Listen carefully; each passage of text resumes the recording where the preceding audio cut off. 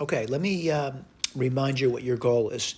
You're given something like this, and your goal is to write down this thing over here. All right? That's a challenge, and the challenge is going to be basically not easy to do. Right? There's several ways to do it. We're discussing one way to do it now.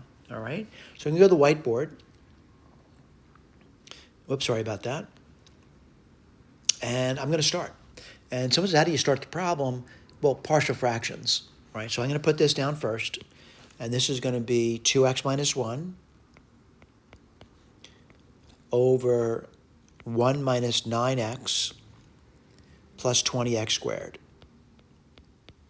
So the first thing to do is realize that the denominator can be factored into two linear factors. I'm going to write that down for you. 1 minus 4x plus, I'm just factoring the denominator, by the way, 1 minus 5x. Again, it's easy to say something, but that may not be true. Let me see if it's true. You do get 1. You do get minus 9x, and you do get 20x squared. What I don't know is I don't know the a and the b. So I need to get there. And the way I do that is multiply both sides by the LCD. So you get 2x minus 1 equals a, 1 minus 5x plus b, 1 minus 4x. And then I pick numbers. And, for sake of argument, you really can pick any number you want. Like, for example, 1/5 is a good choice. A quarter is a good choice. I don't know. Let's use a quarter. And what would that give me? Well, it would give me a half minus 1, which is minus 1/2. Then when you get over here, you'd get a, and then you get 1 minus 5/4. Well, that would be minus 1/4. And then the b disappears. And that's good news, because now I know what a is. What's a going to be? A will be equal to the number 2. Let me get my eraser out. I'm going to erase this and put the number 2 down.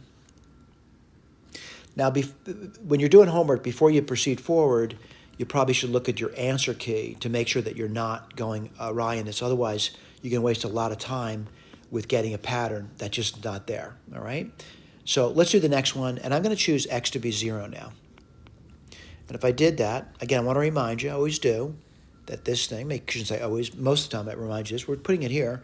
So what do you get? Minus 1. You know what? I forgot to erase this over here. And that's a 2, right? So if x is 0, you just get 2 here. And then you get b. Right? That's not so bad. And what's the b going to be? Whoops. The b is going to be minus 3. All right? So I'm going to get my eraser out now and put that down.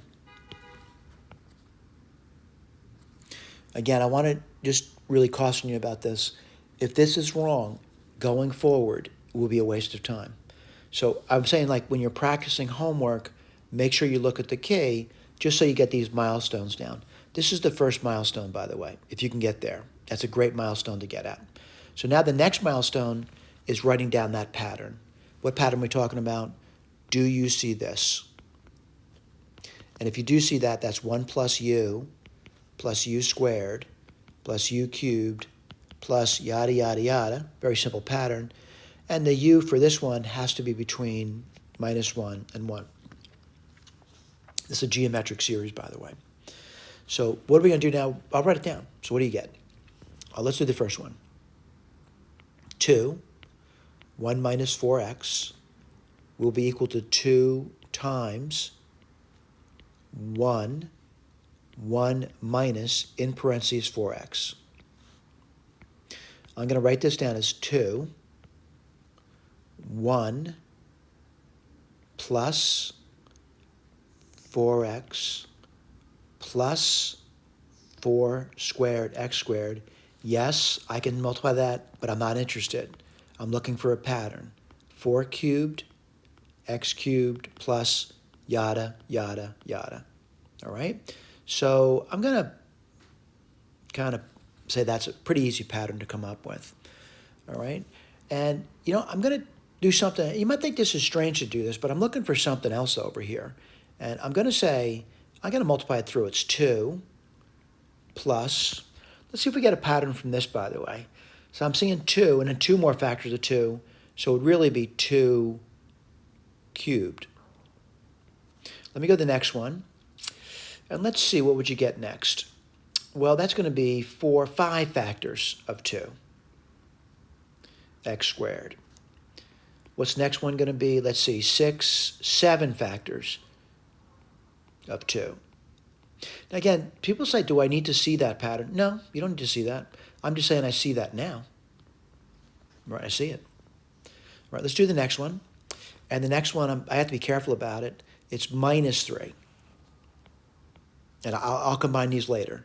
Over 1 minus 5x. And what do you get there? Well, more complicated. So what's it going to be? Minus 3 times 1 over 1 minus 5x. Well, I can write that down. That's minus 3. Then you get 1 plus 5x, right? Let's keep going. Plus 5 squared, x squared, plus 5 cubed, x cubed. Yada, yada, yada, yada. All right? What am I going to do? Add these together. And I want to point out what we're doing over here. We're taking 1 minus 4x, subtract 3 over 1 minus 5x. And I think I can do it. You know what I forgot to do first? Let me multiply it out. I apologize. I'm going to erase this over here. Let me write that down for you. And I'm going to be careful here. This will be, let's see, minus 3 minus 3 times 5x minus 3 times 5 squared x squared minus 3 times 5 cubed x cubed minus yada, yada, yada. All right? So let's write this down again. And again, it's not easy, but writing things down is half the battle. So 2 over 1 minus 4x minus 3 over 1 minus 5x. And I think you probably know what I'm going to do now. I'm going to focus in on what I need to do. I'm looking at this, and I'm looking at this, and I got to add term by term. And I'm hoping to see something. So I'm going to write this down over here. What am I seeing here? 2 minus 3, but I don't see any x's. Let's put the next one down. And what do I see there? I see 2 cubed minus 3 times 5, and I see 1x. Now, by the way, just to be consistent with the pattern, what I'm going to write over here is, and I'm going to get my eraser out and erase this business over here, because I want to see the same pattern over and over again. And write that down for you. So I'm seeing 2 minus 3 times no factors of 5. All right, let's keep going. What's the next one going to be? Plus 2 to the 5th power minus 3 times 5 squared, x squared. Well, you know what? I think I have enough terms down to see a pattern. And again, I think I have enough terms down to see a pattern. I like to write the sum down first. And writing the sum down, you know, it might be a challenge for me, but, you know, I can write it down. So what do I say? I see sum. And again, I want to be consistent with what Wells is doing, although I wouldn't start at 1. Wells starts at 1. So I'm going to say n equals 1, and then we're going to go to infinity because it goes on forever. Now, what I want to do is I start to realize there is a 2 there. But when I look at the powers, I want to point out what the powers are. It's 1, 3, 5. So it has something to do with it going up by 2. Let me write this down for you. So it's 2, and I'm going to say 2n minus 1. Let me see if that works. You would get 2 minus 1 is 1. That worked. The next one would be 2. That would be 2 times 2 is 4 minus 1 is 3. What's next one? 3. 2 times 3 is 6. 6 minus 1 is 5. So I'm going to claim I'm getting this. I'm definitely getting this. All right, I see that, plain as day. What's the next thing I see? I see a minus sign. And I see a 3. Every single time. Then what do I see? A 5. What's the power on that? Well, it starts at 0, so it has to be n minus 1. Let me go through that. If I'm starting at 1, the first one would be 0.